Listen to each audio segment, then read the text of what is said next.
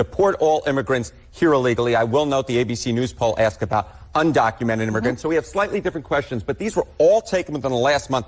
And there's real uniformity here. That's what I really think you see. You see real uniformity. Deport all immigrants who are here illegally, 55% of the New York Times. Marquette, 64%. CBS News, 57%. ABC News with a slightly different question, 56%. So what you're seeing essentially here is a very clear indication that a majority of Americans, in fact, when they're asked this blunt question, which I believe gets at the underlying feelings, do in fact want to deport all immigrants who are here illegally. There's no arguing with these different numbers because they're all essentially the same across 4 different pollsters. So if they say yes today-ish, how has that changed over time? Yeah, this is where I think you get very interesting. And so we'll take a look at that ABC News question in particular because you can really see that there's been a massive shift from when Trump was first getting into office 8 years ago, right? Deport all undocumented immigrants. You go back to 2015, I'm going to come to your side of the screen, it was 42%. Hello. Go to 2016, it was 36%. Look at where we are now. This was taken at the end of last year,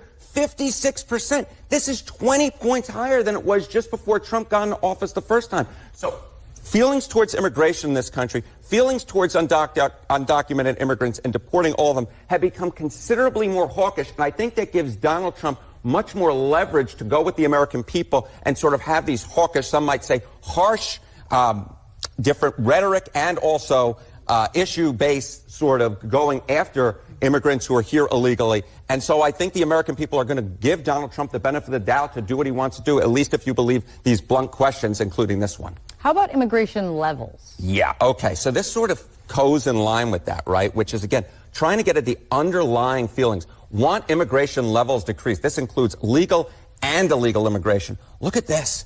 Last year, 55%. That is the highest level since the 9/11 aftermath. You go back just to 2020. And this, again, legal and illegal. So people want less people coming into the country. Exactly. They want less people coming into the country. Look at that. That's a 14-point rise from 2023. You go back to 2016 when Donald Trump again was running for president the first time. It was 38%. That's a 17-point rise. So the bottom line is more folks want people who are here illegally deported, and their overall feelings towards immigration have become considerably more hawkish since Donald Trump was first getting into office, Kate.